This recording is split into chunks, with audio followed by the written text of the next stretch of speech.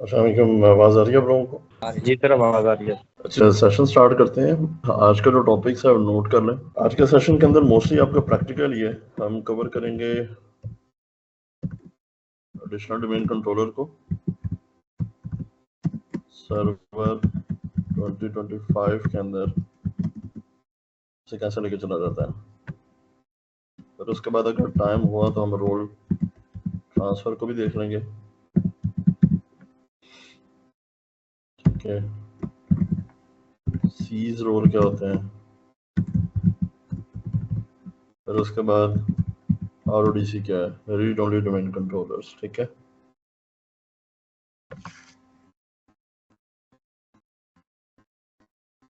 Additional domain controller का concept होता है क्या है, एडिशनल डोमेन कंट्रोलर को क्यों यूज़ किया जाता है। एडिशनल डोमेन कंट्रोलर का प्रोडक्शन लेवल पे मेन पर्पस यही होता है कि जब आप एक डोमेन कंट्रोलर को यूज़ कर रहे हो तो पैरेलल आपको एक और सर्वर चाहिए होता है, मीनवाइल किसी डिजास्टर की सूरत में।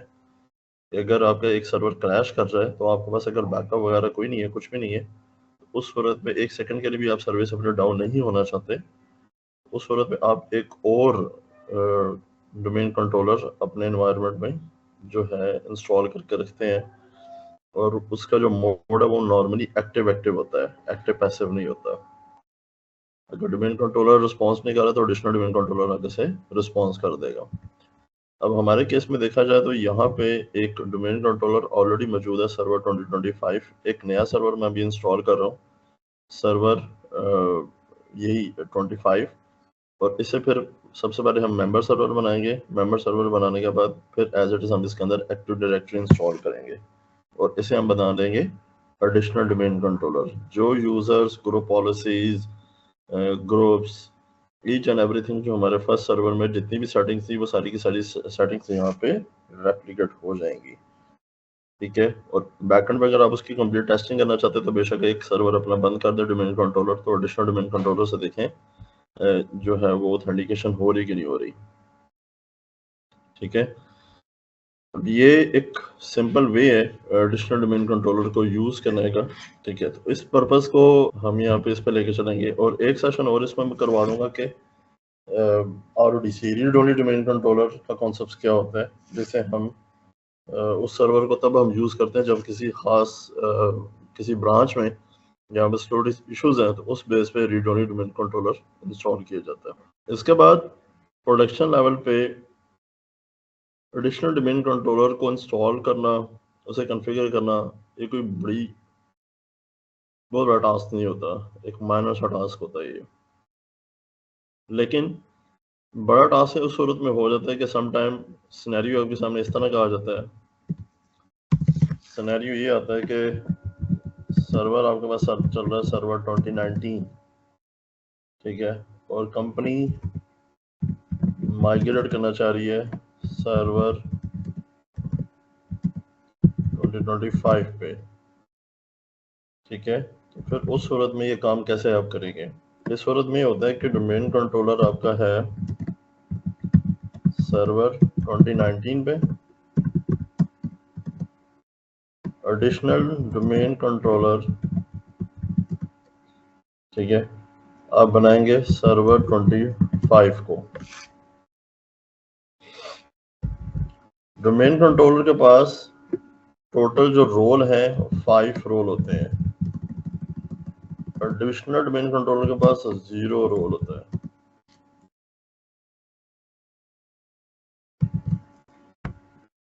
जब एडिशनल डोमेन कंट्रोलर आप सर्वर 2025 का बना देंगे तो फिर आप रोल ट्रांसफर करेंगे अपने ADC को 1 बाय 1।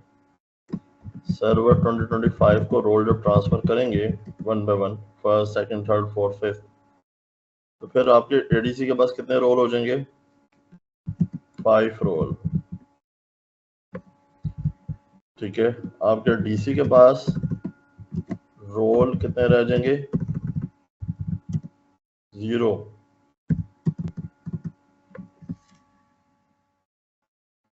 ठीक है, फिर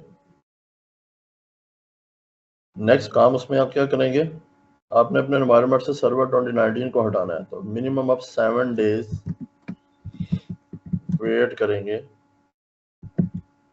ठीक है। 7 डेज के बाद फिर आप डीसी, जो आपका पहले डीसी था सर्वर 2019 का, क्योंकि अब वो तो एक्चुअल में वो डीसी तो रहा नहीं, जो आपका एडीसी था वो डीसी बन गया, ठीक है। तो जो ओल्ड आपका डीसी है सर्वर 2019, उसे आप रिमूव करेंगे एक्टिव डायरेक्टरी को,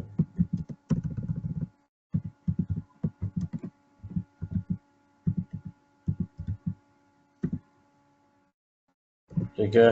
फिर रिमूव करेंगे डीएनएस एंड अदर थिंग्स, ठीक है।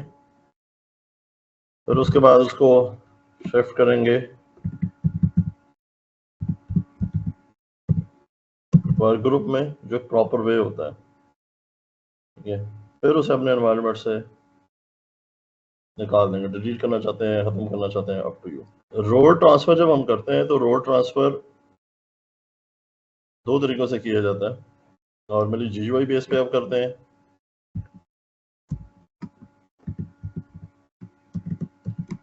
या उसे थ्रू कमांड लाइन करते हैं। कमांड लाइन में इसकी यूटिलिटी यूज होती है, जिसे एनटीडीएस हम बोलते हैं, ठीक है। एनटीडीएस के अंदर जाके सर्वर को कनेक्ट करते हैं और फिर उसके थ्रू जो है अपने रोल्स को शिफ्ट करते हैं। समटाइम इंटरव्यू में खास तौर पे जब ये आप जॉब कर रहे होते हैं वेंडर साइट्स पे, या वेंडर साइट पे जब इंटरव्यू देने जाते हैं, उस सूरत में जो है ये आपसे समटाइम में क्वेश्चन हो भी सकता है कि आपने कभी माइग्रेशन की है। तो अगर माइग्रेशन किया है तो रोल उसमें ट्रांसफर कैसे किए हैं। तो समटाइम ऐसा भी हो सकता है कि वो एनटीडीएस के आपसे स्टेप भी पूछ लेते हैं, कभी इसके स्टेप्स होते क्या हैं, ठीक है। तो ये चीज भी पूछी जा सकती है।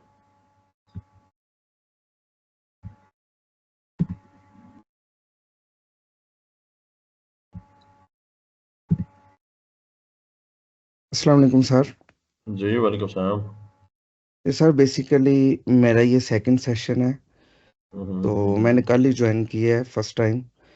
मैं यूके में हूँ और मैं करंटली माइक्रोसॉफ्ट में ही काम कर रहा हूँ। ठीक है। तो ये टॉपिक जो है ना मेरे लिए बहुत अहम है। ये जो कोर्स है मैं इसके लिए आपका शुक्रिया अदा करता हूँ, क्योंकि अभी करंटली यूके में, अभी पाकिस्तान का तो मुझे नहीं पता, लेकिन इधर माइग्रेशन बहुत ज़्यादा हो रही है सर्वर से क्लाउड पे। वो वाली माइग्रेशन भी बहुत ज़्यादा है। वो अगर आप लोगों का इंटरेस्ट हुआ तो कहेंगे तो मैं करा दूंगा, वो सर्वर से अगर आपने क्लाउड पे शिफ्ट होना था। जी, लेकिन उसके लिए जो बेसिक्स है ना वो मुझे अभी तक नहीं थी पता। जो मैंने यूट्यूब पे आपकी सारी वीडियोस देखी, मतलब कि ये इतना इंटरेस्टिंग था मेरे लिए, क्योंकि मैं करंटली इस फील्ड में काम कर रहा हूँ, कि ये इतना हेल्पफुल है कि मैंने 2-3 रातें मैं सोया ही नहीं। इतना इंटरेस्टिंग है ये। क्या बात है। और इससे ना बेसिक मेरे बहुत ज़्यादा क्लियर हुए हैं, और जिससे मुझे करंटली मार्केट में कम्पीट करना बहुत ईजी हो गया। और इसी अभी चला है इसी कि को देख।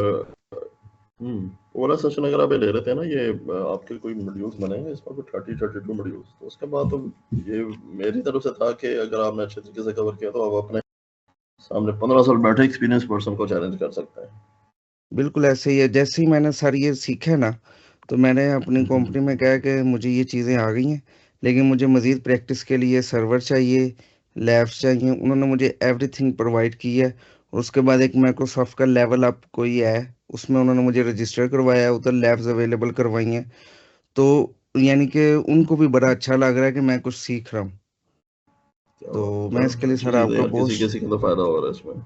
जी जी, मैं आपका बहुत शुक्रिया अदा करता हूँ सर, कि इस कंट्री में रह के मैं मुझे इतनी अच्छी चीज़ मिल रही है। तो आपका बहुत शुक्रिया sir, thank you so much. Thank you.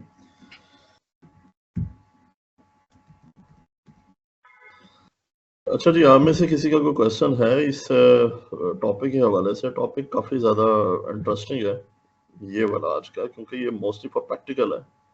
इसमें थ्योरी को मैंने नहीं ओपन किया, ना किसी स्लाइड को मैंने ओपन किया है, क्योंकि स्लाइड्स के अंदर कुछ नहीं था, सिर्फ फजूल की डिस्कस थी, इसलिए स्लाइड्स को मैंने आज ओपन ही नहीं किया। डायरेक्टली मैं लैब पे गया हूँ ये माइग्रेशन के पॉइंट ऑफ व्यू से अगर बात की जाए, माइग्रेशन इंडस्ट्री में एक बहुत बड़ा चैलेंज होता है। माइग्रेशन का टास्क आप इतनी इजी परफॉर्म नहीं कर सकते जब आप प्रोडक्शन में बैठे होते हैं सर्वर साइड में, लेकिन सर्वर साइड्स पे हो तो फिर भी समटाइम चीज़ें आपके लिए इजी हो जाती हैं, लेकिन अगर आपकी वर्किंग कंप्लीट हो तो। लेकिन अगर आपकी वर्किंग कंप्लीट नहीं है और आपने होमवर्क अपना पूरा नहीं किया हुआ, तो ये माइग्रेशन जो है वो आपकी पूरी जॉब या पूरा बिजनेस डाउन कर देता है ये। ठीक है, वर्किंग क्राइटेरिया इसमें बहुत ज़्यादा फैक्टर्स ऐड होते हैं, क्योंकि माइग्रेशन एक लैब पॉइंट ऑफ व्यू से अगर मैं एक सर्वर से दूसरे सर्वर पर शिफ्ट कर रहा हूँ तो वो भी एक बड़ा चैलेंज नहीं है। आप कहेंगे तो मैं करा दूंगा, मैं नो इशू, अगर आप में ट्रस्ट हो तो मैं एक ओल्ड सर्वर को रेडी करके सर्वर 19 रख लेंगे, 16 रख लेंगे, 16 रख लेंगे, जो आप कहेंगे मैं करवा दूंगा। तो सर्वर जो अभी टास्क परफॉर्म करूंगा एज इट इज वही उसी तरह उसमें भी वही होंगे, तो सर्वर 2025 पे भी शिफ्ट कर सकते हैं। वर्किंग कंप्लीट करने का जो बात मैं बता रहा हूँ, उसमें वर्किंग में बहुत सारी चीज़ें ऐड होती हैं। आपके जब आपका सर्वर एक एनवायरनमेंट में चल रहा होता है तो सर्वर्स के साथ बहुत सारा जो है आपकी एप्लीकेशंस, आपके जो ऑब्जेक्ट्स डिफरेंट किस्म के ऐड होते हैं, उन सारों को आपने डीपली पहले स्टडी करना होता है कि अगर मेरा सर्वर 2019 चल रहा है तो मेरा सर्वर 2019 की कंपैटिबिलिटी आगे मेरे क्लाइंट्स मशीन के साथ है, मेरी एप्लीकेशंस के साथ है, ठीक है, वेल एंड गुड। लेकिन मीनवाइल का अगर मैं सर्वर 2025 पे शिफ्ट करता हूँ तो क्या ये कंपैटिबिलिटी उसके साथ भी सेट बैठती कि नहीं बैठती? अगर आप लोग इसमें इंटरेस्ट लेंगे तो फिर डीपली करा दूंगा, नहीं लोगे तो फिर यहाँ से इन चीज़ों को स्किप कर दूंगा, क्योंकि डे बाय डे ऑडियंस के हालात देखते हुए चीज़ें जो है वो कम से कम होती जा रही हैं उसमें। ठीक है, तो ये बड़ा इंपॉर्टेंट फैक्टर है। इसमें अगर मैं टास्क आपको दे भी दूँ, मिसाल के तौर पर सर्वर 2019 है तो सर्वर 2019 के साथ जाके डॉक्यूमेंट्स को पढ़ कर आए कि कौन सी विंडोज इसके साथ सेट बैठती है, और ये भी पढ़े जाके विंडोज इसके साथ कौन सी सेट बैठती है। ठीक है, फिर इसके साथ जो है अब आपका O365 कोई कंफ्यूजन क्रिएट तो नहीं करता। फिर इन ट्यून की क्या पोजीशन चलेगी इसके साथ, अगर आप SCCM भी यूज कर रहे हैं, ठीक है। तो उसके बाद एक और चीज जो बड़ी मेन रोल है, ठीक है, कि आप सर्वर 2019 से 2025 पे आने की बजाय आप जंप कर रहे थे क्लाउड पे, आप अज्यूर क्लाउड पे जाना चाहते हैं। ठीक है, अज्यूर क्लाउड पे जाना चाहते हैं तो अज्यूर क्लाउड के क्या स्टेप्स होंगे? ठीक है, अज्यूर क्लाउड पे आपको वहाँ की दुनिया मिलेगी किस तरह की, क्योंकि आजकल का तो कॉन्सेप्ट सारा का सारा क्लाउड का ही है ना। ठीक है, तो फिर आपने अपनी होमवर्क करना किस तरह का, जी सर। ये चीज़ बड़ी इंपॉर्टेंट है। ठीक है, क्योंकि अगर टॉपिक को मैं इसी को लेकर चलो तो फिर अगला एक आध लेक्चर, आपका 2 लेक्चर और मजीद इस पे जा सकते हैं। लेकिन अगर आप ट्रस्ट आज के ट्रस्ट पे समझ आ जाएगी कि कितना है, तो फिर इसको यहाँ पे आज ब्रेक लगा दूंगा और आगे सीए स्टार्ट कर दूंगा। सीए भी एक मुश्किल टॉपिक्स कंसिडर किया जाता है, क्योंकि आपके जो मुश्किल टॉपिक्स में से फर्स्ट जो टफ टॉपिक्स है वो सीए है। ठीक है, सीए के बाद फेडरेशन सर्विसेज है, फिर उसके बाद जो है वो नैप है। अच्छा, तो अज्यूर क्लाउड पे कैसे शिफ्ट हो सकते हैं? अज्यूर क्लाउड का इंफ्रास्ट्रक्चर और आपके इसका सर्वर का इंफ्रास्ट्रक्चर, ये दोनों एक अलग अलग कॉन्सेप्ट्स हैं। इसको बड़ा डीपली एनालिसिस करना पड़ता है कि भाई यहाँ पे तो सर्वर्स पे हम यूज़र बना रहे हैं, ग्रुप्स बना रहे हैं, ओयू बना रहे हैं, ठीक है, एप्लीकेशन बड़ी इजी वे में हो जाती है, क्लाउड मशीन बड़ी इजीली कनेक्ट हो जाती है। तो क्लाउड के अंदर ये बिहेवियर कैसा होगा, क्लाउड पे जाके मशीनें कैसे कनेक्ट होंगी हमारी, मतलब हम तो अपने प्रेमिसेस में बैठे होंगे, तो हम तो क्लाउड पे चले गए, तो क्लाउड पे जाके हमारा विंडो 10 कैसे कनेक्ट होगी, विंडो 11 कैसे कनेक्ट होगी, उसकी मॉनिटरिंग करेंगे कैसे, ग्रुप्स कैसे बनेंगे, ओयू कैसे बनेंगे। क्योंकि क्लाउड पे चीज याद रखिएगा, क्लाउड पे सर्वर का कॉन्सेप्ट नहीं है। ठीक है, क्लाउड पे सर्वर का कॉन्सेप्ट नहीं है। क्लाउड जब आप खास तौर पे अज्यूर क्लाउड को यूज करते हैं तो अज्यूर क्लाउड में आपको वहां पे सर्वर की जरूरत नहीं होती। ये जिन्होंने अगर कॉन्सेप्ट बनाया हो कि सर वहां पे भी हमें सर्वर की जरूरत होगी, तो वहां पे आपको सर्वर की जरूरत नहीं होती। सर्वर यहाँ पे आप पीछे छोड़ चुके होते हैं। ठीक है, माइक्रोसॉफ्ट ने जो है $1 ट्रिलियन अगर खर्च किया है तो वो किस बेस पे नहीं खर्च किया कि वहां पे दोबारा से आप सर्वर बनाना शुरू कर दें।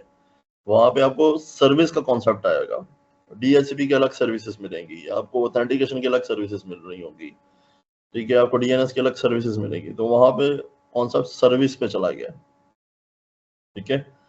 तो सर्विसेज बेस्ड मॉडल पे वहां पे आप शिफ्ट हो गए, जैसे हम दूसरे वर्ड्स में रोल बेस्ड मॉडल बोलते हैं, ठीक है। तो रोल बेस्ड मॉडल्स का इंफ्रास्ट्रक्चर टोटली डिफरेंट है, और जो हम मॉडल पढ़ रहे हैं ये वाला इंफ्रास्ट्रक्चर टोटली डिफरेंट है। लेकिन ये कंप्लीट 32 मॉडल्स मॉड्यूल कवर करने के बाद, हाँ, आप लोगों के लिए क्लाउड जो है वो कोई बहुत बड़ा टास्क नहीं रह जाएगा, ठीक है। वो टास्क काफी ज्यादा लो लेवल पे है। हाँ, ये मॉड्यूल खत्म करने के बाद कहेंगे तो सर अगला हमें कोई अज्यूर करा दें, अगर मेरे पास हुआ टाइम बड़ा हुआ है, ठीक है, कि मेरी अगर ऐसी कोई मसरूफियत ना हुई, ठीक है, तो अगला बेशक आप अज्यूर रखना चाहते हैं तो अज्यूर रख लीजिएगा, ठीक है। या 1-2 सेशन सर आप रखना चाहते हैं माइग्रेशन के उसके सर्वर टू अज्यूर क्लाउड पे, तो वो भी रख लेंगे सर। माइग्रेशन के पहले रख देंगे वो इम्पोर्टेंट है।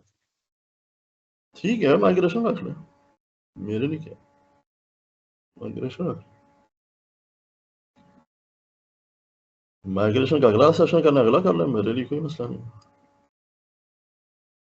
सर पहले ये टॉपिक सारे क्लियर हो जाए, फिर एंड पे माइग्रेशन करवाइएगा। ठीक है, ठीक है, लेकिन है कि आपका साथ रहना बड़ा जरूरी है। मैंने अपने लिए माइग्रेशन नहीं करानी, क्योंकि मैं तो माइग्रेशन ही सीखनी है, आपने सीखनी हो तो मोस्ट ऑफ, ठीक है। ये सर इंशाल्लाह साथ ही है। हाँ, क्योंकि मेरे से बात करेंगे कि माइग्रेशन के, तो मैंने अपनी लाइफ में खुद इतनी माइग्रेशन की है कि मुझे खुद नहीं याद कि कितने प्रोजेक्ट्स किए हैं इसके, ठीक है। अच्छा जी, एडिशनल डोमेन कंट्रोलर में बड़ी चीजें आती हैं। एडिशनल डोमेन कंट्रोलर्स में जो बस सिनेरियोज बनते हैं, उसमें समटाइम ऐसा सा टास्क हमारे सामने आ जाता है कि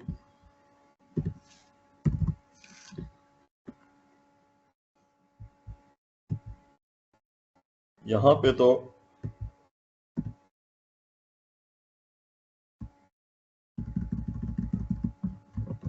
हमारा केस में तो ये काम है, इसको IPM में मिला हुआ 192.168.10.1, इसको मैं दे दूंगा 192.168.10.2 दे दें, 3 दे दें, अप टू यू है, मैं 2 दे दूंगा इसको। जब माइग्रेशन पढ़ेंगे तो ये चीज़ें कुछ बताऊंगा कि समटाइम ऐसी भी रिक्वायरमेंट आ जाती है कि वो कहते हैं सर जो आप जो अगला जो आपका जो जिस पे आप रोल शिफ्ट कर रहे हैं, जिस पे माइग्रेशन जा रहे हैं, उस पर भी हमें सेम IP चाहिए। तो पॉसिबल है कि नहीं है? नहीं सर, नहीं पॉसिबल ना। कंफ्लिक्ट नहीं आ जाएगा? हाँ, और लेकिन कंपनी अगर इसी जिद पड़ी हो कि IP भी वही देना आपने, तो फिर क्या करेंगे? रोला है कि नहीं? और आपके एनवायरनमेंट में एक और चीज जो मैंने खुद चैलेंज फेस किया है, उस एनवायरनमेंट में कोई 1000 PC भी लगे हुए हैं और उस पर भी सब PCs पे डोमेन कंट्रोलर का वही IP है। उन्होंने कहा कि कंपनी का रिक्वायरमेंट ये थी कि सर हमारे पास 1000 PC हैं और सब PCs पे 192.168.10.1 वाला IP है। अब हम ये प्रैक्टिस नहीं कर सकते कि हम पूरी टीम अपनी इंगेज करें और जाके वो नए सर्वर का IP वहां पे कोई 10 डॉट जो आपने 10 रखा है या 50 जो भी आपने व्हाटएवर IP रखा है, हम वो IP नहीं वहां दे आके दे सकते। आपको जो करना है यहीं से करना, और टाइम आपके पास 10 मिनट। तो चीजें सीखने मिलती कि नहीं मिलती इस पर? Exactly sir. प्रोडक्शन लेवल पे जब आप वर्चुअल मशीन बनाते हैं, तो वर्चुअल मशीन बनाते हुए भी आपके पास डिफरेंट प्लेटफॉर्म्स होते हैं जो ग्राउंड प्लेटफॉर्म्स होते हैं। जिस तरह बताया था स्टार्ट में कि अगर हम VMware में काम कर रहे हैं, तो VMware अभी भी उसके जो शेयर्स हैं मार्केट में अच्छे खासे हाई हैं। Citrix पे काम कर रहे हैं, तो Citrix पे क्या चैलेंजेस आपको आएंगे? अगर आप Hyper-V पे कर रहे हैं, तो Hyper-V पे क्या चैलेंजेस आएंगे? ठीक है, बस इसमें होता है कि जो VMware पे जब आप काम कर रहे हैं, तो VMware में आपको ये टूल्स इंस्टॉल करना ज़रूरी होते हैं। अगर इस वे पे अगर हम अदर देन में जाएं, तो अदर देन में कोई ऐसा कंपल्सरी रिक्वायरमेंट नहीं होती अदर देन हाइपरवाइजर्स में। अच्छा जी, इसमें कुछ बेसिक स्टेप्स जो बड़े ज़रूरी हैं। बेसिक स्टेप्स में सबसे पहली चीज़, प्रोडक्शन लेवल पे आपने क्या काम करना है, सबसे पहली चीज़ तो ये होनी चाहिए कि आपका टाइम जोन मैच करना चाहिए। ये बड़ा इंपॉर्टेंट होता है। ठीक है, हमें हमारे लिए क्योंकि एज अ लैब एनवायरनमेंट है तो इतनी इंपॉर्टेंस नहीं है, लेकिन time zone first of all आप अपना मैच करेंगे अपने डोमेन कंट्रोलर के साथ, क्योंकि इसके अंदर जो है वो एनटीपी की सर्विस चल रही होती है आपके डोमेन कंट्रोलर में नेटवर्क टाइम प्रोटोकॉल्स की, ठीक है, तो उसकी डिस्टर्बेंस जो है वो आपके पूरा एनवायरनमेंट्स जो है वो इश्यूज क्रिएट कर सकता है। ठीक है, कोई क्वेश्चन करना चाह रहा था?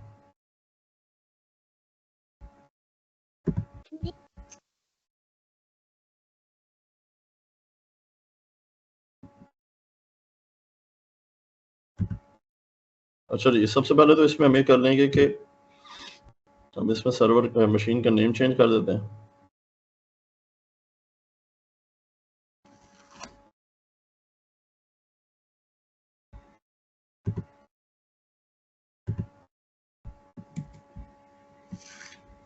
इसको मैं कर देता हूँ एडीसी सर्वर 2025, ठीक है।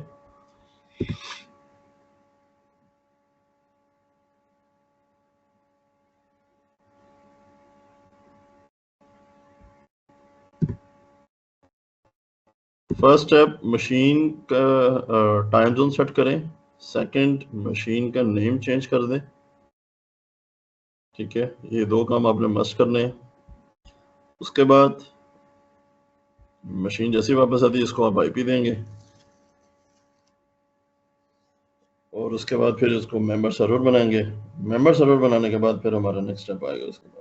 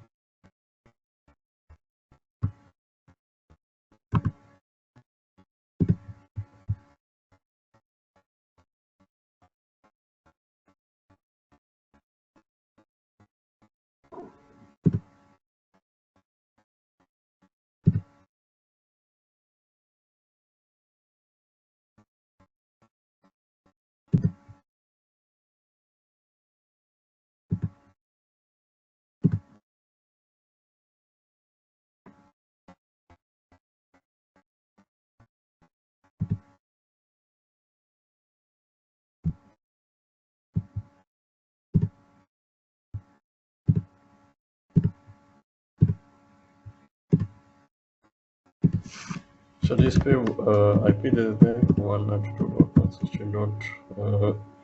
इस पे मैं दे देता हूँ 5 फ्री है कि 5 हमने किसी मशीन को ना दिया। गेटवे की ऐसी जरूरत नहीं, डीएनएस जो देंगे वो यहाँ पे देंगे, आपका जो डोमेन कंट्रोलर है उसका आईपी, ठीक है, 10.1 सेव करेंगे और यहाँ पे ठीक है उसकी कम्युनिकेशंस। इसके बाद जो है इसमें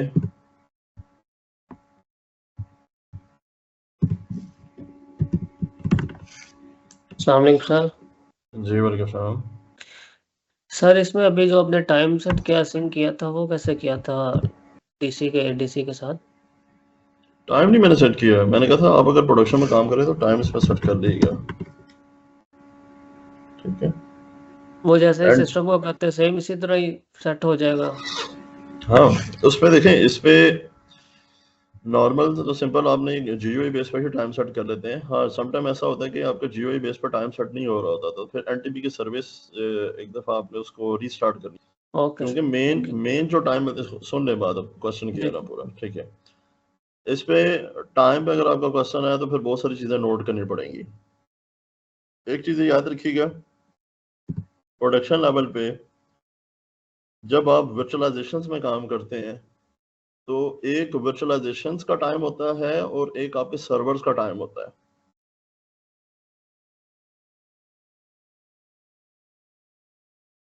अगर आप VMware यूज कर रहे हैं तो VMware का एक अपना टाइम जोन होगा और एक आपके सर्वर का टाइम जोन होगा। आप प्रोडक्शन लेवल पे हमेशा VMware का जो टाइम जोन होता है उसे हम ऑफ कर देते हैं। समटाइम ऐसा होता है कुछ आपकी ऐसी एप्लीकेशन होती है एनवायरनमेंट में जिससे एक साइड के बजाय डबल साइडेड से टाइम जोन मिलना शुरू हो जाए ना, ठीक है, टाइम उसको ऑथेंटिकेशन आना शुरू हो जाए तो वो आपकी एप्लीकेशन बंद हो जाती है। कभी ऐसा सिनेरियो फेस किया किसी ने? ठीक है, तो फिर उस सूरत में आपने क्या करना, उस सूरत में फिर आप ये करेंगे कि बेसिकली जो है आप अपने VMware का टाइम बंद करेंगे, VMware को फिर टाइम NTP की सर्विस उसकी स्टॉप कर देते हैं। ठीक है, फिर हम डायरेक्टली अपने डोमेन कंट्रोलर का टाइम सिर्फ अनेबल रखते हैं। फिर हमारे जो आगे क्लाइंट मशीन्स हैं या एप्लीकेशंस हैं वो सारी के सारे हमारे डोमेन कंट्रोलर से ऑथेंटिकेट टाइम ले रही होती हैं। टाइम की बड़ी इंपॉर्टेंस है प्रोडक्शन लेवल पे। एक चीज याद रखिएगा, टाइम की मिसमैचिंग से पूरा एनवायरनमेंट बैठ जाता है। ओके, ये ना कहना कि सर पता नहीं क्यों टाइम के ऊपर इतना खपने लगा है मैंने टाइम की नहीं सर, क्या बिल्कुल ऐसे मेरे पास अभी यही इशू आ रहा है ना, मेरे पास जो क्लाइंट का टाइम डिफरेंट होता है तो उनका जो सर्विस चल रही है ना उसका टाइम डिफरेंट होता है, तब वो आपस में मैच नहीं करता तो उनकी सर्विस फिर 5-10 मिनट डिले के साथ चलती हैं। ये भी होता है इवन के प्रोडक्शन लेवल पर। ये आपको बता दूं कि आपका अगर सर्वर मतलब मिसाल के तौर पर डोमेन कंट्रोलर का टाइम चल रहा है 30 PM आ रहा है, मतलब 1:30 PM आ रहा है, ठीक है, तो आपका आगे जो ईमेल सर्वर है ना, तो ईमेल सर्वर पे उसका टाइम आ रहा है 1:25, एग्जांपल दे रहा हूँ। आपको जो ईमेल है ना, जो बाहर से जो आपको ईमेल आएंगी वो 5 मिनट लेट रिसीव होंगी। ठीक है सर। ये इस तरह के सिनेरियोज हो जाते हैं। तो फिर आपको जो है ना, ये जो खास तौर पे जो माइक्रोसॉफ्ट के सर्वर्स है, इसको हर 2-3 महीने बाद ना, ये मैंने प्रैक्टिस हमेशा रखिएगा, 3 से 4 महीने बाद ना आपको इसका टाइम अपने सारे सर्वर को ना चेक करना पड़ता है, क्योंकि इस बात का ना ये माइक्रोसॉफ्ट सर्वर की ना कुछ अरसे बाद तबीयत खराब हो जाती है और ये टाइम ना मिसमैच करना शुरू कर देते हैं। ये किसी जगह पे जिस तरह मिसाल के तौर पर यहाँ पे आ रहा है 1:34 PM और किसी सर्वर पे आपको टाइम मिल रहा होगा 1:36, किसी सर्वर में मिल रहा होगा 1:31, किसी सर्वर में मिल रहा होगा 1:33। तो फिर आपने एक दफा दोबारा से NTP की सर्विस जो है एनेबल रीस्टार्ट करवानी होती है, ताकि जो DC है ना सारों को टाइम अपना जो दे, क्योंकि DC के ऊपर ही सारे सर्वर डिपेंड कर रहे होते। जब आपने शुरू में वो रोल पढ़े थे, जो 5 रोल पढ़े थे, तो उस रोल की बेस पे अपनी जजमेंट कर लीगा कि टाइम की रिस्पॉन्सिबिलिटी किस रोल के पास है। जिस वो वाला रोल जिस सर्वर के पास होगा वही टाइम देने का रिस्पॉन्सिबल होगा।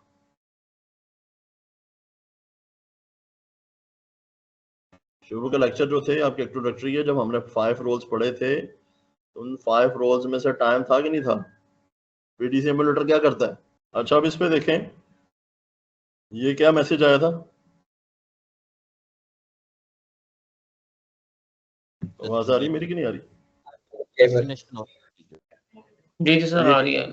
तो ये क्या समझाया था कि जब ये वाला मैसेज आया तो फिर क्या बनता है कि इस सूरत में आपका अपना नेटवर्क अडॉप्टर ठीक था, आप रिमोट साइट पे पिंग नहीं कर पा रहे थे। क्योंकि मैंने क्या किया था, क्योंकि जो हमारा DC था उसका जो नेटवर्क अडॉप्टर है VMNet 2 था, ठीक है, और इसका नेटवर्क अडॉप्टर चेंज था, ठीक है, तो फिर मैंने जैसे उसे चेंज किया है तो उसने पिंग कर दिया है, ठीक है।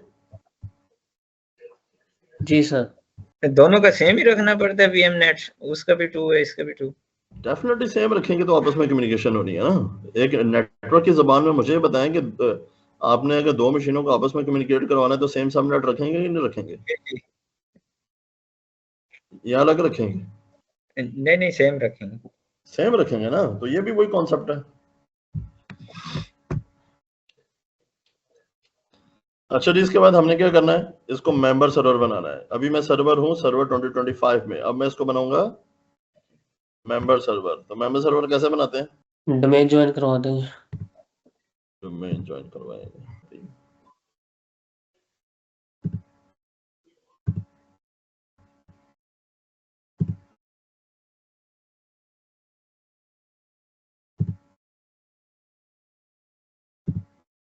अच्छा जी, यहाँ पे आ जाएगा डोमेन में, और डोमेन हमारे पास क्या है, artechnuts.local, ठीक है, इसे डोमेन ज्वाइन करवाएं।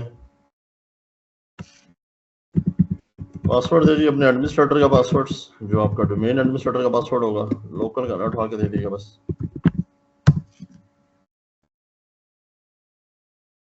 ये उसने डोमेन ज्वाइन कर लिया, ठीक है। अब सिस्टम डेफिनेटली रीस्टार्ट होगा। तो अब ये मेंबर सर्वर बन गया। मेंबर सर्वर के बाद नेक्स्ट स्टेप जो है, हमने क्या करना है, यहाँ पे रोल ऐड करेंगे एक्टिव डायरेक्टरी का। सेम सारे के सारे वही स्टेप्स होंगे, बस एक जगह पे जाके वो स्टेप वो चेंज करेगा। ठीक है, ठीक हो गया सर। ये जो होमवर्क दिया है करेंगे कि करेंगे? जी करेंगे करेंगे इंशाल्लाह। ये वाला जी जी क्या? करेंगे जी। ये कंप्लीट होगा सर्वर के साथ। जब ये कंप्लीट कर लें, ठीक है, बेशक समझ आए ना आए तो फिर मुझे बताइए कि फिर लाइव उसको करा दूंगा।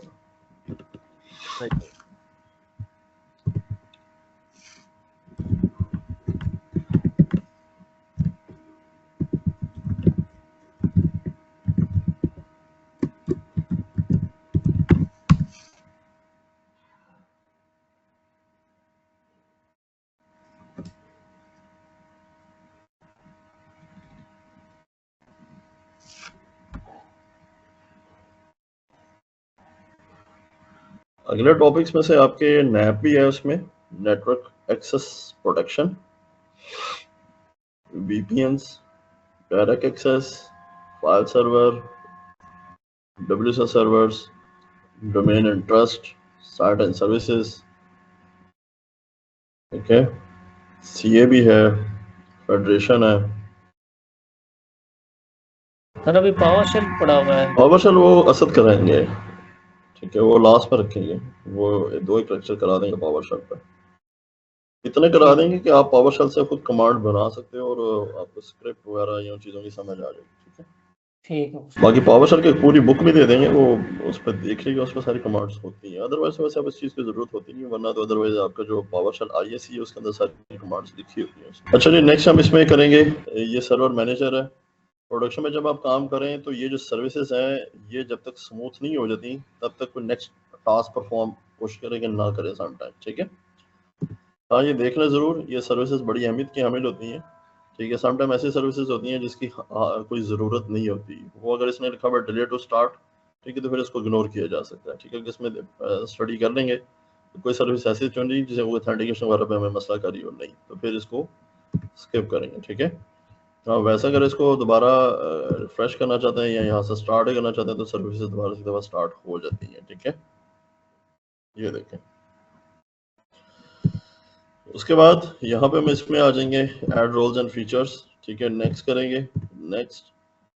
ठीक है, अब इसमें कुछ चेंज नहीं करना, यहाँ पे हम ऐड करेंगे active directory and domain services, same वही रोल जो रोल हमारे डोमेन कंट्रोलर में।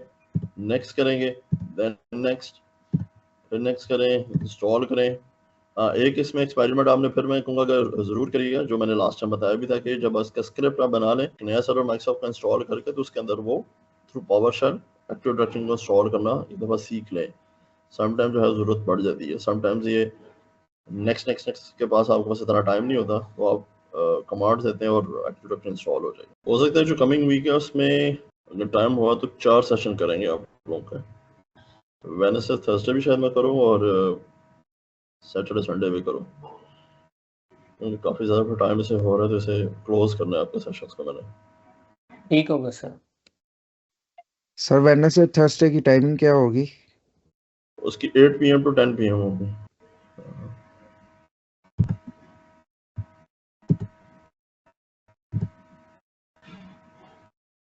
अच्छा जी, यहाँ पे ऑप्शन हमारी चेंज होगी, यहाँ पे ऐड अ न्यू फॉरेस्ट नहीं करेंगे। ऐड अ न्यू फॉरेस्ट बड़ी डिटेल में एक्सप्लेन किया था कि ऐड अ न्यू फॉरेस्ट तब हम करते हैं जब एक नया डोमेन कंट्रोलर हम इंस्टॉल कर रहे होते हैं।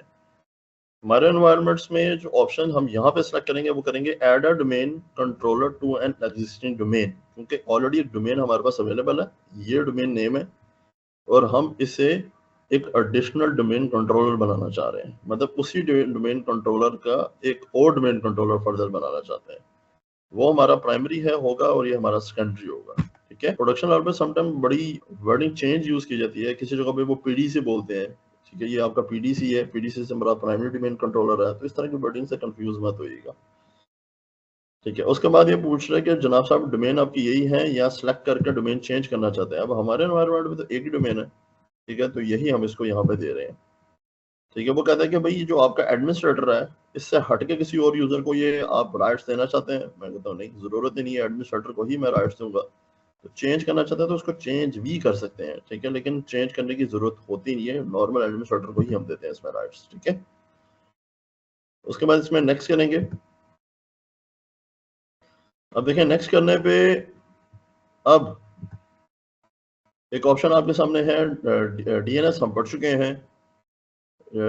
जीसी की जो ऑप्शन थी ग्लोबल कैटलॉग की, वो भी मैंने काफी डिटेल में एक्सप्लेन किया था कि व्हाट इज ग्लोबल कैटलॉग।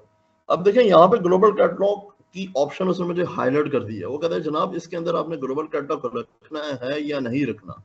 तो मेरे ऊपर है कि अगर तो ये मेरा additional domain controller same building में सेम ही जगह पे पड़ा हुआ है, ठीक है, तो फिर आप इसे चेक अनचेक कर सकते हैं। अनचेक करना चाहते हैं तो कोई इतना फर्क नहीं पड़ेगा।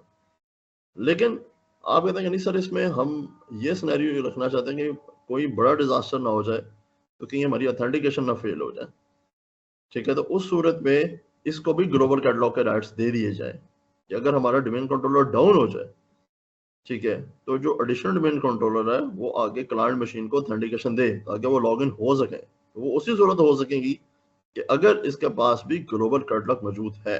उसके बाद एक ऑप्शन यहाँ पे आ जाती है आरओडीसी की। अभी हम इस सर्वर को आरओडीसी नहीं बना रहे, इस सर्वर को जो है वो सेकेंडरी सर्वर बना रहे हैं और कंप्लीट राइट रीड और राइट दोनों की फैसिलिटी देना चाहते हैं, इसलिए हम इसको आरओडीसी नहीं रखेंगे। इसके बाद वो पूछ रहे हैं यहाँ पे ऑप्शन साइट नेम्स की। बाय डिफॉल्ट प्रोडक्शन लेवल पे इस तरह का साइट नेम नहीं होता, ठीक है, इसे अभी मैं साइट नेम को चेंज नहीं कर सकता क्योंकि ये मेरा ओल्ड साइट नेम चल रहा है। हाँ, जब साइट एंड सर्विसेज पढ़ाऊंगा तो फिर बताऊंगा साइट नेम की अहमियत होती क्या है। तो ये रिकवरी मोड का पासवर्ड मैं दे रहा हूँ उसको।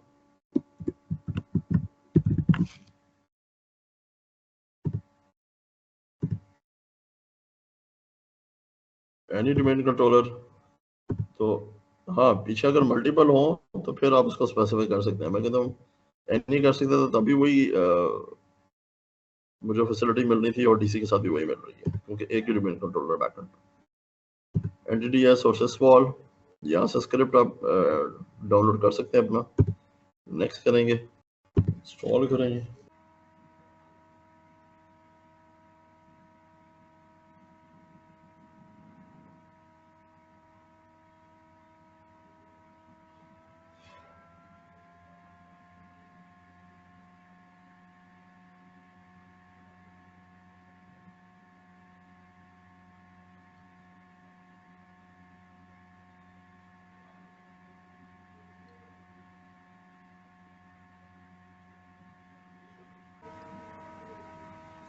चलिए सर्वर रेडी है, इसको देख लेते हैं।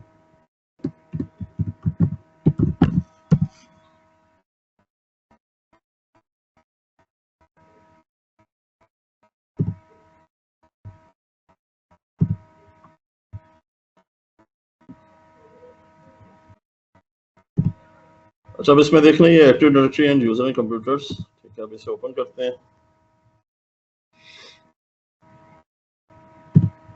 Word domain ID start local, देख लीजिए आरटी ओजू हमने बनाया था, ऑपरेशन सेल्स, ठीक है, ये यूजर्स कंप्यूटर्स वही एज इट इज चीजें, ठीक है, क्लियर है? जी सर। ठीक है, अब देखिए डोमेन कंट्रोलर्स में इसने दो सर्वर शो करवा दिए हैं, कहता है एक डीसी 2025 है और एक एडीसी सर्वर 2025 है, ठीक है, और इस सर्वर से सेम वही सारे ऑपरेशन आप परफॉर्म कर सकते हैं जो एज इट इज आप डोमेन कंट्रोलर से कर रहे हैं, ठीक है। अब अगर इस पे आऊँ मैं कमांड प्रॉम्प्ट पे,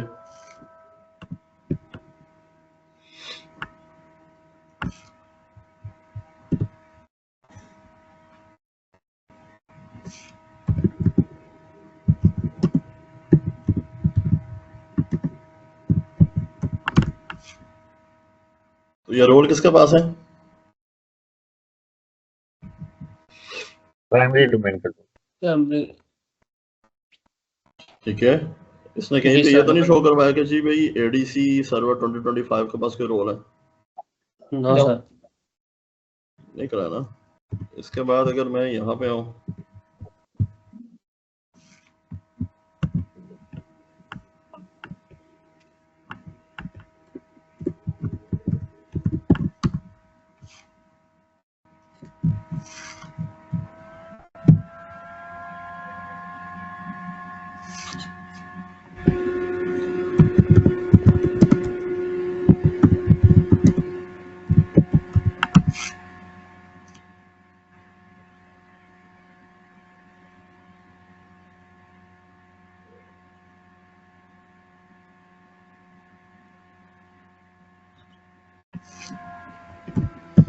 अच्छा जी, इसमें रोल देखें तो रोल किसके पास आ रहे हैं? इसी के पास सर, प्राइमरी के पास।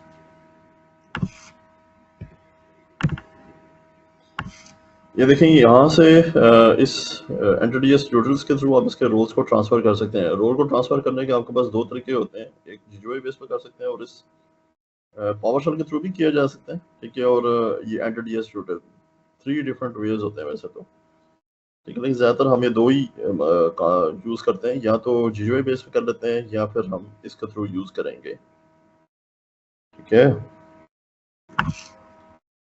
जी सर।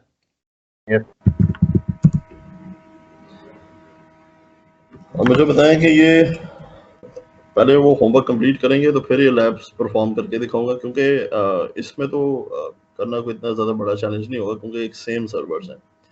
अगर सर्वर मेरे पास एक 19 हो तो सर्वर 2025 हो तो ज़्यादा बेहतर तरीके से आपको उसकी समझ आ सकती है इसमें।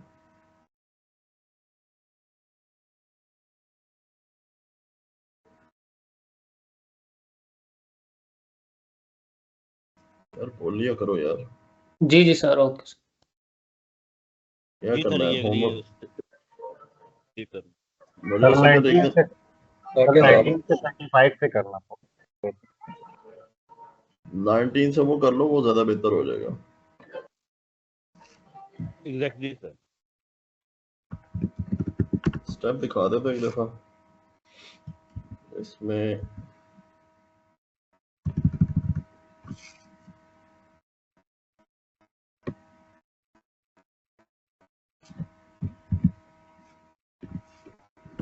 इसको आते हैं एंटीडीएस यूटिल्स, फिर इसके बाद आप आ जाएंगे रोज, फिर आपको लगेगा फिर इसको मेंटेनेंस पे जाएगा, ठीक है। फिर यहाँ पे आप करेंगे इसको कनेक्शन, ठीक है। फिर ये आपसे यहाँ से पूछेगा सर्वर कनेक्शन। हमारे केस में सर्वर का क्या नाम है?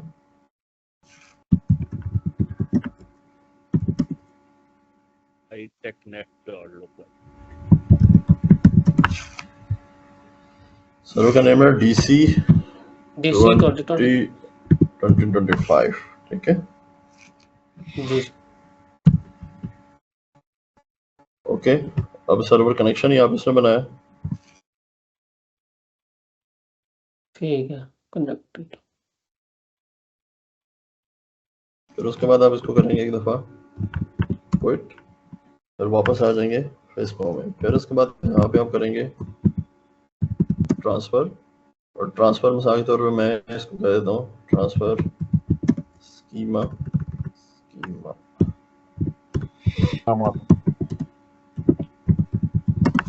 मास्टर, ठीक है। ठीक होगा सर। इसके बाद करेंगे एंटर। जब एंटर करेंगे तो वो आपसे पूछेगा कि आप इस बात में एग्री हो, यस। ठीक है। लेकिन अब ये रोल किसके ऊपर भेज रहा है? ADC के ऊपर। ADC पे नहीं भेज रहा जानी, हमने सर्वर कौन सा कनेक्ट किया है? डीसी पे भेजा था जी इन सर्वर, ठीक है। तो सर्वर आप यहाँ पे कौन सा कनेक्ट करवाएंगे उसको? ADC प्राइमरी सर्वर जो है। ADC पे ट्रांसफर करने सर वही कनेक्ट। हाँ जी, और ये देखो ना, यहाँ मैं दिखा देता हूँ, यहाँ पे मैं आता हूँ ना, ये देखो, उससे अपने सर्वर पे तो नहीं करना है ना। कनेक्ट करेंगे आप ADC को कनेक्ट करेंगे तो फिर उस पर जाएगा। ये रोल ट्रांसफर का कॉन्सेप्ट होता है। आप में से एक चीज मैंने लिखी थी, किसी को क्वेश्चन नहीं आया, मैं इस बात में बड़ा हैरान था। मैंने एक चीज लिखी थी नोटपैड पे,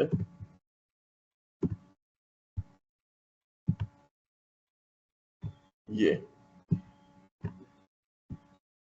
किसी ने क्वेश्चन नहीं पूछा। अच्छा, ये देखिए GUI अगर बेस पे करते हैं ना तो चेंज डोमेन कंट्रोलर्स, ठीक है, राइज फंक्शनल लेवल, ठीक है। इसके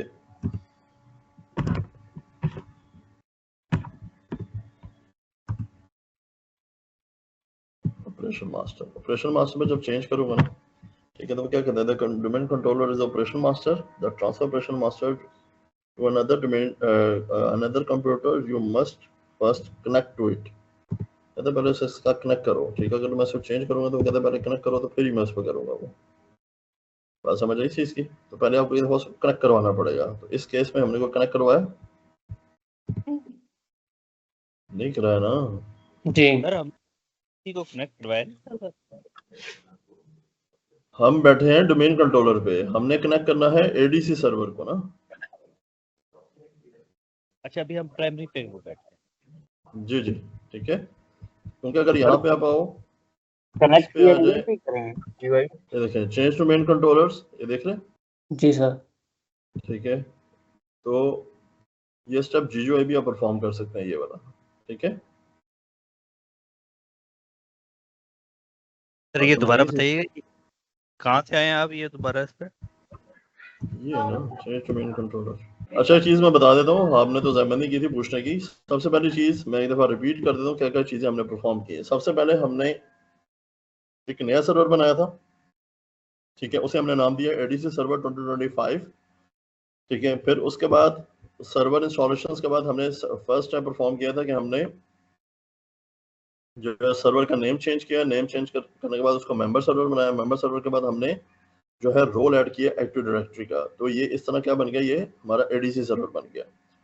अब इसमें सेकंड दो चीजें होती हैं। समटाइम ऐसा सिनेरियो होता है जिसमें मैंने यहाँ पे बताया था कि सर्वर अगर आपके पास 19 है तो सर्वर 2025 पे आप शिफ्ट होना चाहते हैं, ठीक है। तो उस सूरत में क्या करते हैं कि उस सूरत में आप रोल ट्रांसफर करते हैं। रोल उस सूरत में ट्रांसफर होते हैं जब आपका ओल्ड सर्वर लाइव हो, जिंदा हो, ठीक है। क्योंकि अभी मेरे केस में मेरे दोनों सर्वर लाइव हैं, तो मैं रोल को क्या करूंगा, अगर मैंने एक अगले सर्वर को डीसी के राइट्स देने हैं तो मैं रोल को क्या कर सकता हूँ, रोल ट्रांसफर कर रहा हूँ। कमांड एंटिटीज यूटिल में भी मैं रोल क्या कर रहा हूँ, मैं रोल ट्रांसफर की कमांड उसको दे रहा था, ठीक है। एक केस आपके सामने ऐसा होता है कि एक केस में आपका ये वाला सर्वर किल हो चुका होता है, सर्वर 19 उड़ गया धमाके से, डिलीट हो गया, कुछ भी हो गया। तो आपके एनवायरनमेंट में जो अगला क्या चल रहा था, मिसाल के तौर पे अगला आपका एडीसी चल रहा था, एडीसी सर्वर वो भी 2019 ही था, लेकिन रोल किसका पास है सारे, जो हमारे पास डीसी था उसके पास, प्राइमरी के जी पास है। फैमिली के पास। रोल 5 किसी का पास है, इसका पास तो 0 रोल था। तो फिर क्या करेंगे, जी जब ये सिनेरियो हो जाए तो फिर बाय फोर्स उसको रोल देते हैं, बाय फोर्स, जबरदस्ती। जब नॉर्मली आपका प्राइम मिनिस्टर जब आउट ऑफ कंट्री जाता है तो वो राइट से इसको हैंड ओवर करके जाता है कि नहीं कर जाता, जी जी करके जाता है। करके जाता है। सॉरी, अगर राइट्स वो दे के जाता है तो फिर उस बेस पे जो है वो कोई दूसरा उसका इंचार्ज संभाल सकता है। लेकिन अचानक से अगर आपका पीएम जहाज में क्रैश हो जाए, रोल दे के नहीं गया था, तो फिर क्या करेंगे। तो ये सिनेरियो ये है कि इस सूरत में आप बाय फोर्स, जब आप बाय फोर्स उसे रोल देंगे तो फिर आपका कॉन्सेप्ट आ जाएगा सीज रोल का। क्या आ जाएगा, सीज रोल, सीज रोल का। अपना टास्क पर कंप्लीट करें तो फिर मैं उसके बाद अगली लैब आपको करवा दूंगा। आगे लैब एक और है, नेक्स्ट जो लैब है ये भी एक दफा देख लें। और इसकी रेप्लिकेशन है ना फौरी तौर पे, मैं समझने के फौरी तौर पे इसकी रेप्लिकेशन स्टार्ट होती है, सम टाइम लेती है, ठीक है। ये जब एडीसी बनाते हैं इसकी टेस्टिंग आपने यूँ करनी होती है सम टाइम, जिस तरह मैं यहाँ पे आ जाता हूँ, ठीक है। और देखें पहले इस पर यूज़र नहीं वो शो कर रहा था, मैं कोई नया यूज़र इस पर बना देता हूँ।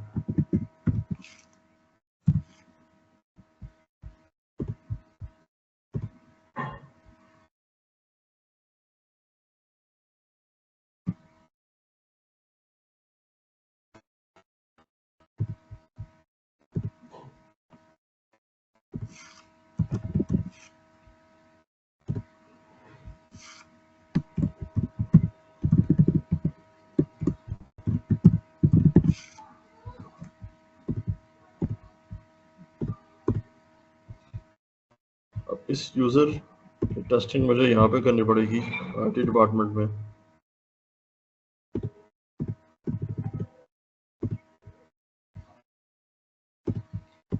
डिसेबल कर दिया था।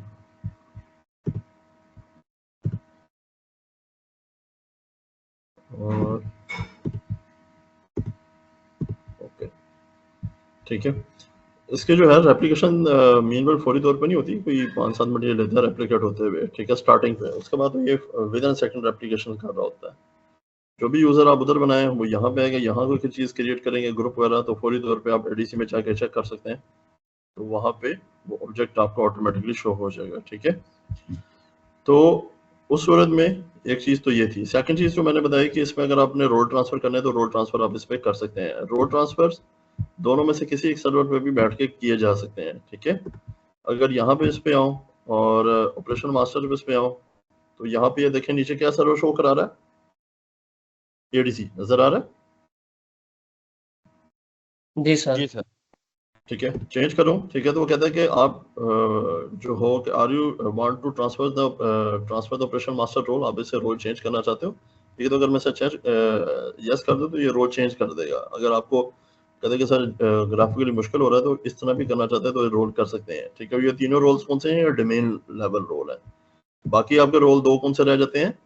जो फॉरेस्ट लेवल रोल है। तो फॉरेस्ट लेवल रोल कहाँ पे मिलेंगे?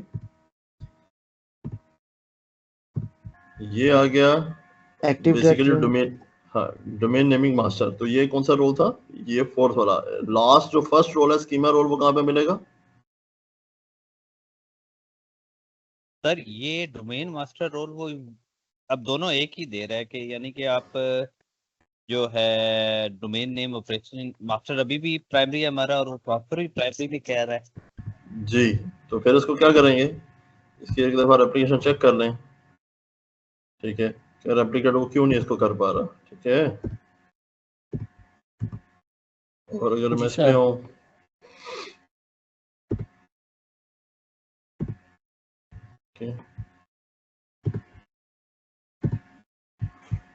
अब अगर इस पे चेंज कर दिया उसने, जी सर, यानी कि एक दफा चेक करना पड़ेगा अब। जी, ठीक है। जी सर। लास्ट आपका रोल कौन सा रह गया? Schema master. स्कीमा मास्टर कहाँ पे नजर आएगा?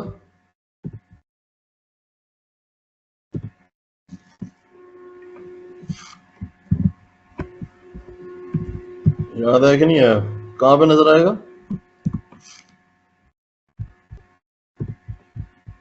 कोशिश करें जो चीजें एक दफा पढ़ते हैं उसको थोड़ा सा याद रखा करें, ठीक है। तो यहाँ पे देखें स्कीमा मास्टर नजर आ रहा है।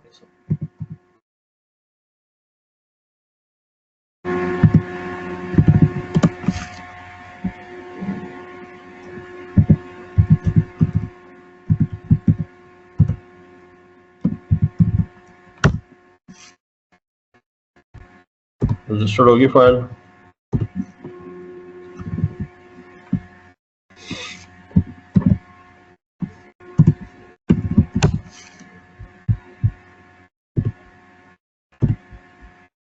ये रही, अब इसमें नजर आया। जी सर। इसके बाद यहाँ पे आ जाए,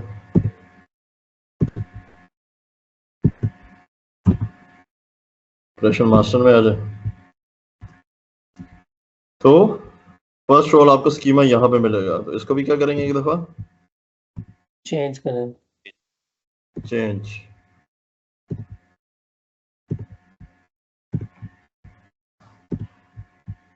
ओके, अब अगर ऑपरेशन मास्टर पे आऊं, एडीसी आ गया।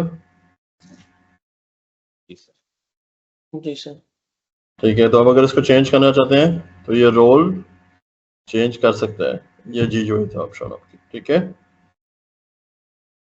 जी सर। दोनों ऑप्शन मैंने आपको इसमें दिखा दिए, ठीक है।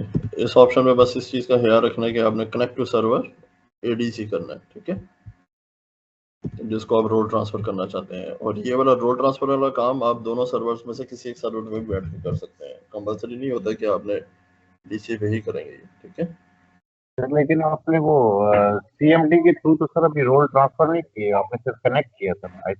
आपने इधर से जीवाई से किया फिर तो। नहीं, रोल तो ट्रांसफर किसी जगह पे भी नहीं मैंने किए। मैंने तो रोल ट्रांसफर करके आपको नहीं दिखाया। मैंने कहा रोल ट्रांसफर वाली लैब अगर आपने करनी है तो एक दफा थोड़ा सा स्टडी कर लें। सर्वर 19 में उसको जाके थोड़ा सा देखें सर्वर 19 के साथ कौन सी विंडो की कंपैटिबिलिटी सेट बैठती है और सर्वर 2025 के साथ कौन सी विंडोज की रिक्वायरमेंट्स होती है, इसको थोड़ा सा पढ़ें। जी जी ठीक है, तो उसको अगर पढ़ लेंगे, बेशक 12 पढ़ लें, 16 पढ़ लें, कोई एक सर्वर ले लें, उसको थोड़ा सा डॉक्यूमेंट पढ़ें। ठीक है, क्योंकि हर चीज़ मेरे सर पे ना रहे कि थोड़ा सा खुद भी थोड़ी सी एफर्ट करें कि सर हमने सर्वर 12 की स्टडी की है, उसमें ये विंडोज़ की कंपैटिबिलिटी है, तो ज़रा आप इसके करके दिखा दें, तो मैं करके दिखा दूंगा। रोल ट्रांसफर तो मसला कोई नहीं, फिर मुझे एक सर्वर 16 या 19 जो कहेंगे मैं इंस्टॉल कर दूंगा, उसको डोमेन कंट्रोलर बनाएंगे, आगे एक नया सर्वर लगाएं, ठीक है, उसको डीसी बनाएंगे और फिर उसमें रोल ट्रांसफर करके दिखा दूंगा, सिंपल। सही होगा। ठीक है, बस उसमें एक चीज़ का हमें ख्याल रखना पड़ता है, जो हमारे फंक्शनल लेवल है वो दोनों के सेम होने चाहिए। ठीक है, फंक्शनल लेवल्स अप डाउन होंगे तो वो भी मसले मसाइल होते हैं, एक चीज़ याद रखिएगा। और फंक्शनल लेवल भी मैंने आपको स्टार्ट में पढ़ाए हैं। ठीक है, अगर सर्वर 12 अगर आपके पास है डोमेन कंट्रोलर और आप आगे सर्वर 2022 इंस्टॉल करने जा रहे हैं और आपका जो हायर एंड लेवल आप उसका रखेंगे सर्वर 12 का, और जो सर्वर 2022 है उसका सबसे लोएस्ट लेवल रखेंगे ना। जी सर। जी, एक का फंक्शन लेवल हाई रखेंगे, दूसरे का फंक्शन लेवल लो रखेंगे, तो फिर दोनों आपस में मिलेंगे ना। सर्वर 2012 है तो उसका फंक्शन लेवल क्या होगा, 2012। सर्वर आपने इंस्टॉल किया आगे सर्वर 2022, ठीक है, तो इसका फंक्शन लेवल क्या होगा, हाई होगा 2022 होगा, तो फिर वो उसके साथ मिलेगा कैसे, इसका क्या रखेंगे, सेम। ठीक है, दोनों को सेम प्लेटफॉर्म पे लेकर आना कि नहीं लेकर आना। बिल्कुल बिल्कुल ठीक है सर, ठीक है, तो समझ रही बात। जी जी। क्योंकि आप जब जॉब करते हैं ना क्लाइंट साइड पे, तो क्लाइंट साइड पे आपके दिमाग को लग जाता है जंग, रियलिटी फिगर जो है। जब आप जॉब करते हैं ना वेंडर साइड पे, तो फिर आपके दिमाग को जंग नहीं लगता। वेंडर साइड पे ये होता है कि आपके पास आपके हालात ऐसे होते हैं, जैसे एक बच्चे ने की एमबीबीएस और वो जाके लग गया किसी गवर्नमेंट हॉस्पिटल में, तो गवर्नमेंट हॉस्पिटल में तो हर आधे घंटे बाद एक नया केस आएगा कि नहीं आएगा। बिल्कुल। तो अगर वो जाके लग जाए किसी 5 स्टार किस्म के हॉस्पिटल में जाके हाउस जॉब करना शुरू कर दे, तो जिसमें जो है दिन का एक पेशेंट आएगा और वो पेशेंट भी जो है पूरा पूरा होगा, उस पर उसका एक्सपेरिमेंट ज़्यादा अच्छा होगा या जिसपे हर 10 मिनट बाद एक नया पेशेंट आ रहा है, वहाँ एक्सपेरिमेंट ज़्यादा अच्छा होगा। सरकारी स्कूल, सरकारी में ना, ठीक है। तो बेसिकली वेंडर साइड पे भी ऐसे ही होता है। वेंडर साइड पे जो कंपनीज प्रोडक्ट्स लगाती हैं या जो एसएलए आपके होते हैं, वहाँ पे हमारे पास डिफरेंट क्लाइंट्स होते हैं। पर डे पे एक नया केस हमारे सामने होता है। भाई मिसाल तौर पे मेरे पास एक केस आ रहा था, भी आज हमारा एसएलए था अलाइड बैंक के साथ, हमारा एसएलए था पंजाब बैंक के साथ, एग्जांपल दे रहा हूँ, नेस्ले के साथ, कोको कोला के साथ, एग्जांपल दे रहा हूँ। ठीक है, तो नेस्ले के साथ ही सर्वर में मसला आ गया, कोको उनके ये मसला आ गया सर्वर्स में, तो डेली बेसिस पे एक नए केस होते हैं सामने। तो जब नए केस होते हैं तो आपके लर्निंग का लेवल ही डिफरेंट होता है। हाँ, इस ऐसी कंपनीज में आपने अगर 2-3 साल पे जॉब की हो और फिर अगले 7-8 साल किसी क्लाइंट साइड पे लगाए, तो वो 2-3 साल आपके अगले 10 साल चलते हैं।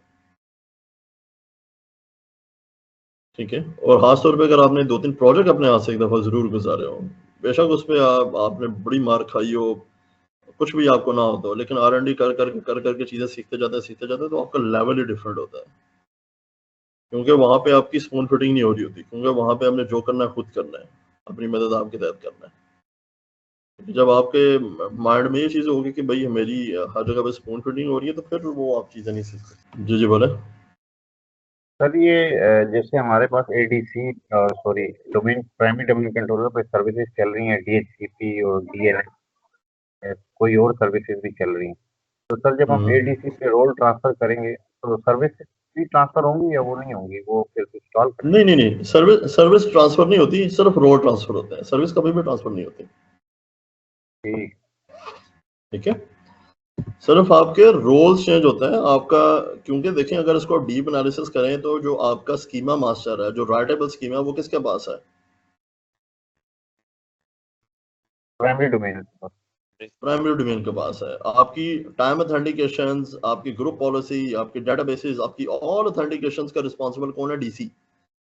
एडीसी एडीसी ने एक रेप्लिका बना हुआ है, सारी चीजें उसके पास जरूर आई हुई हैं, लेकिन राइटेबल फॉर्म में, मतलब कि डेटाबेस राइटेबल फॉर्म में उसके पास कोई राइट्स उस तरह का नहीं है। हाँ, अदरवाइज वैसे राइटेबल वो करता जरूर है, आपने जो भी ऑब्जेक्ट क्रिएट करना वो करके जरूर देगा, लेकिन कोई आपकी डेटाबेस को मॉडिफिकेशन करने की अहलियत ये नहीं रखता, क्योंकि ये सारे के सारे मेजर रोल किसके पास हैं, वो सारे डीसी के पास पड़े हुए हैं।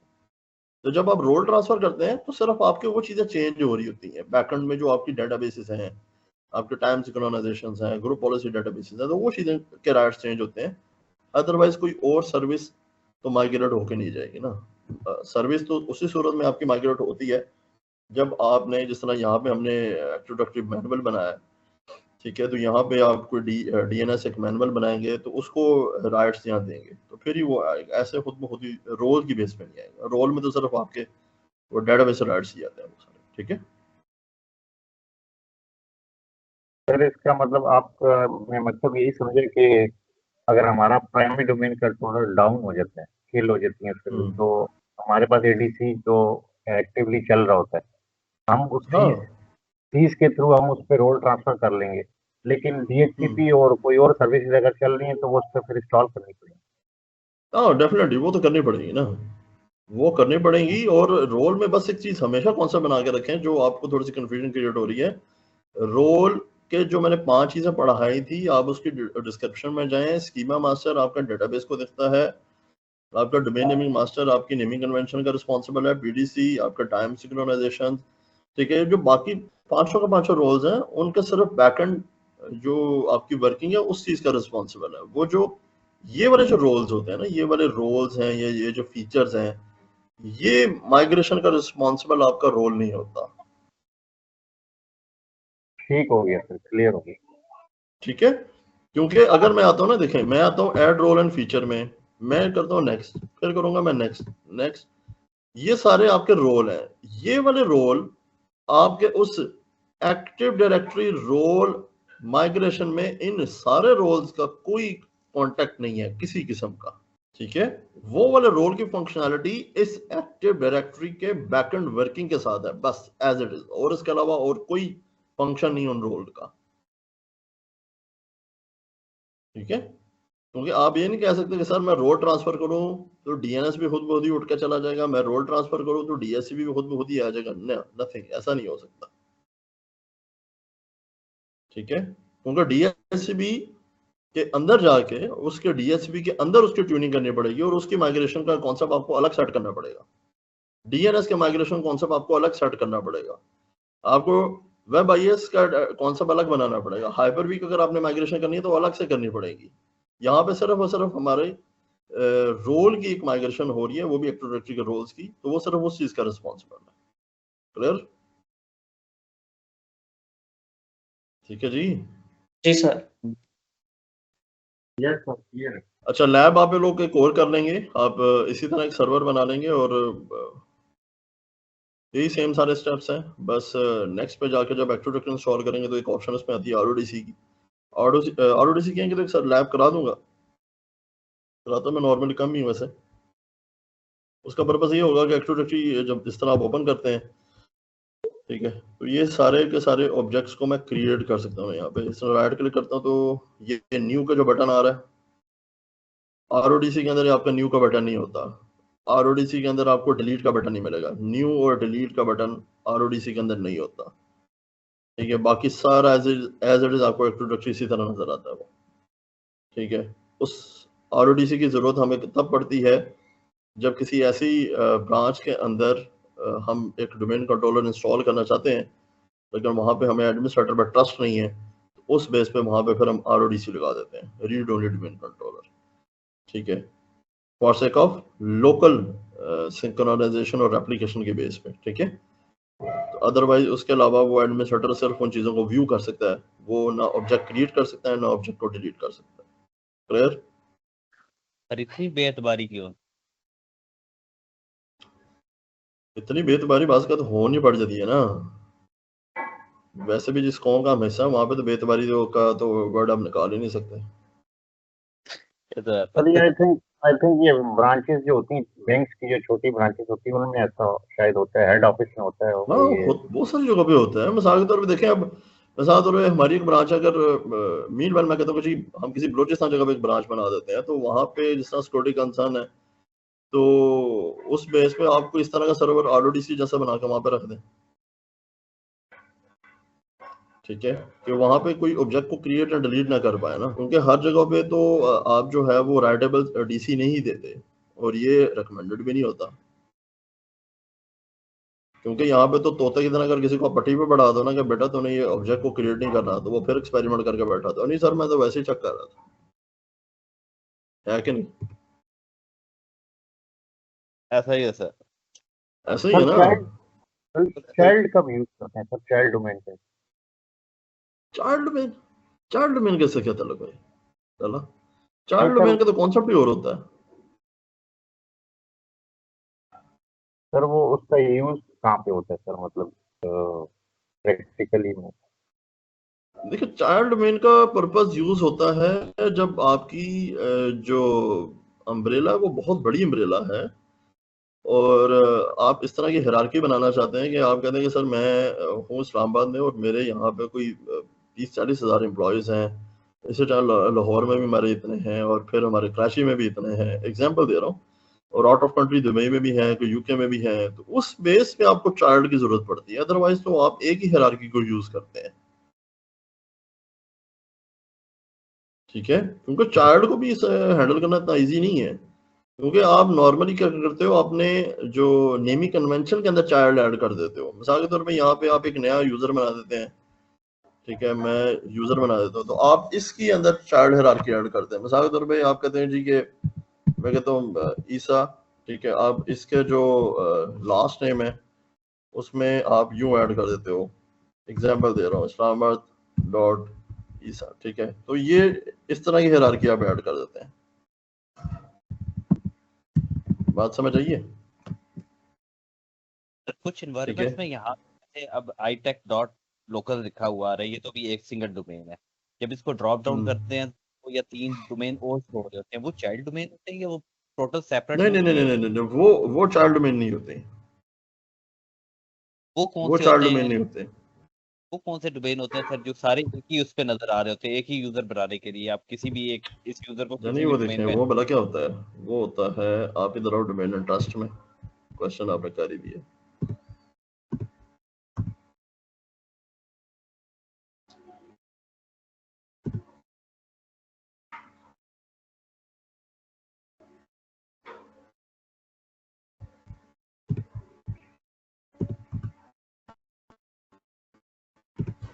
क्या कर रहे हैं? अच्छा भाई ये भी रेप्लिकेट इस तरह,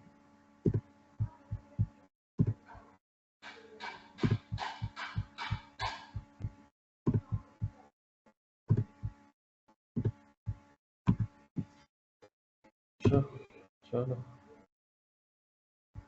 इसको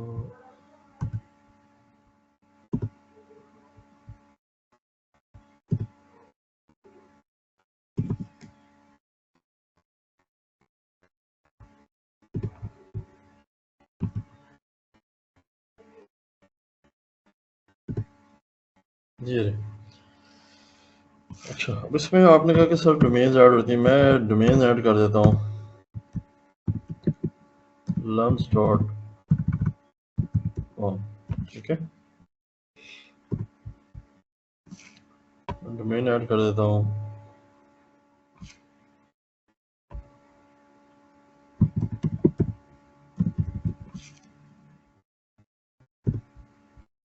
अप्लाई कर देते हैं, 2 डोमेन्स बना दी मैंने, यहाँ पे आ जाए,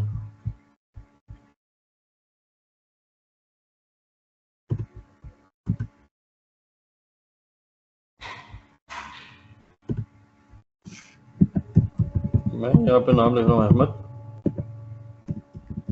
ठीक है, और ये देखें डोमेन आई।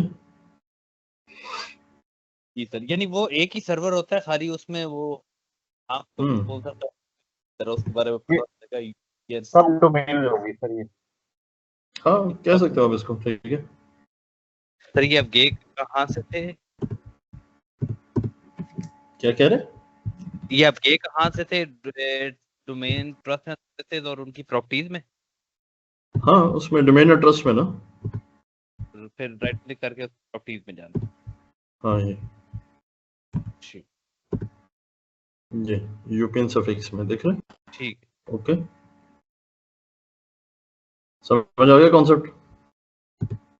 जी सर। कन्फ्यूजन तो नहीं अब? नहीं बाकी आपका जो चाइल्ड डोमेन का कॉन्सेप्ट है, चाइल्ड डोमेन का ये होता है बेसिकली, मैं आपको इसमें बताता हूँ। ठीक है, चाइल्ड डोमेन्स में टाइम लग रहा है सर्वर रेडी करते हुए। सर्वर एक कहेंगे तो मुझे एक 2 घंटे पहले मैसेज कर दिया। सर्वर एक मैं वैसे ही डमी फॉर्म में उसमें आरओडीसी भी करा दूंगा और चाइल्ड भी करा दूंगा आपको। जिस तरह हमने ऐड एन एग्जिस्टिंग डोमेन किया था ना, जहाँ पे ऑप्शन, उसके नीचे ऑप्शन होती है चाइल्ड की। Yes sir. ठीक है, तो वहां पे जाके अपना चाइल्ड को ऐड करना होता है। ठीक है, तो वो करके दिखा दूंगा तो कि चाइल्ड होता कैसे ऐड है और वो फंक्शन कैसे करता है वो। ठीक है, ठीक है सर, ठीक है, इंशाल्लाह। ठीक है। ये ना कि सर ख्वाहिश की थी आपने पूरी नहीं किया।